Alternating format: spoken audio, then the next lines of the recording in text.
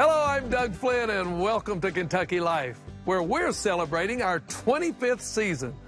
We're here on the campus of Berea College, which was the first coeducational and racially integrated university in the South. The cupola behind me was originally a part of Howard Hall, which was the South's first integrated male residence hall. In 1800s, Major Richard Bibb was one of the largest slaveholders in the Pennyrile region of Kentucky. The Bibb House in Russellville is now a museum telling the story of a stunning change of heart.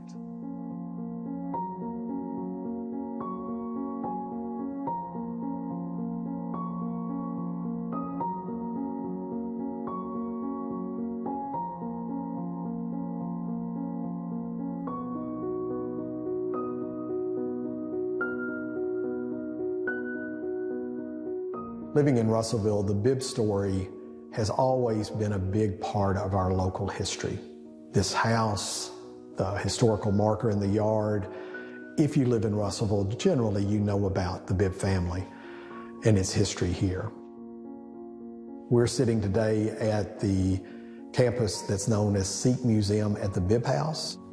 Sikh is an acronym that stands for Struggles for Emancipation and Equality in Kentucky. This is Major Richard Bibb's house. He built it about 1810, 1815 somewhere for his second wife. Even though it's a beautiful home, has interesting architecture, had some nice furnishings, those things are so minimal compared to the real story of what happened here. That was that story of enslavement and emancipation. From about 1815 until his death in 1839, he ran it as, I guess you would call it an urban plantation. He had slaves here, he had gardeners here, he had blacksmiths here, he had people here that kept the plantation functioning.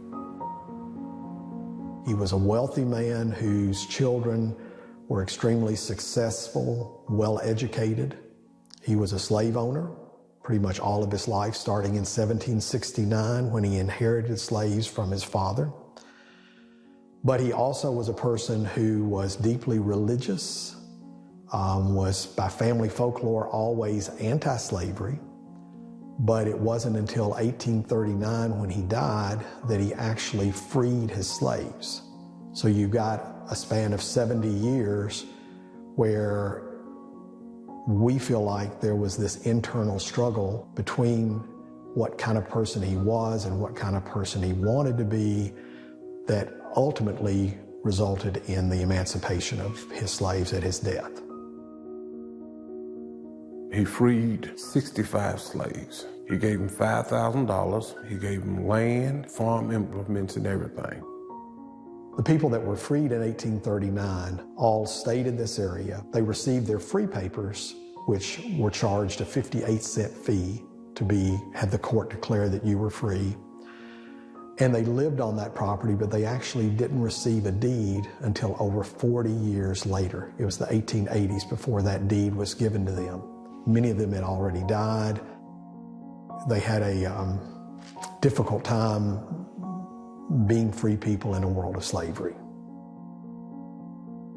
The people that were freed all took the Bibb name. We've got records of them, and Michael Mora has traced their ancestors as well as their descendants, and we're able to identify them in family lines. We just recently had the first reunion of the descendants of Major Bibb, as well as the descendants of people that had been enslaved by him. And several of the people that came fit both of those categories. We know that Major Bibb had descendants that were people that were enslaved by him. We ended up getting people, I think, from 28, 29 states. We had about 150, 160 people here. Some of them was shocked at the information that was here. Some of them would walk in and what they'd ask you said, where do I fit in? So I would take them in the room with the thing and said, that's your great-great-great-grandmother.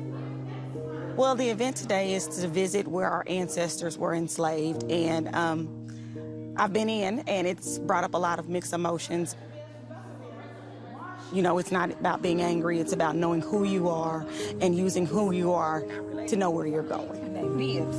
We're related to Bibb. This is complicated history. It's really hard history. So I think I'm excited to see what happens and the conversations that take place. But I know that some of that's going to be hard, but I think it's important work.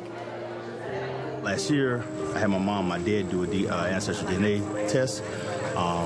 And this past April or March, you get a letter from Michael Morrow telling us, inform us that there's going to be a reunion, our first reunion about this, and the potential of the fact of finding what would be our white side of the family.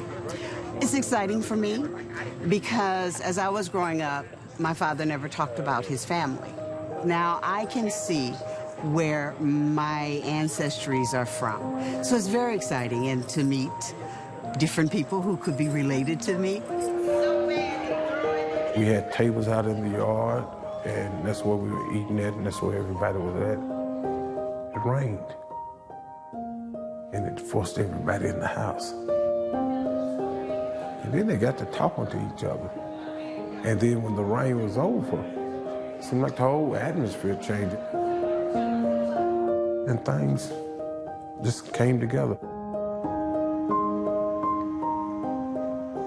The Bibb House tells stories about freedom.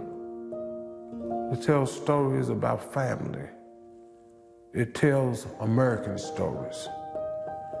It shows you how people can go back and start asking questions that African Americans have been asking for generations. Where did I come from? Who were my people? Who owned me during slavery? It answers those questions for a lot of people. You never know, you may descend from the Bibb slaves. You may descend from the Bibb family. But what it does, it tells a unique American story.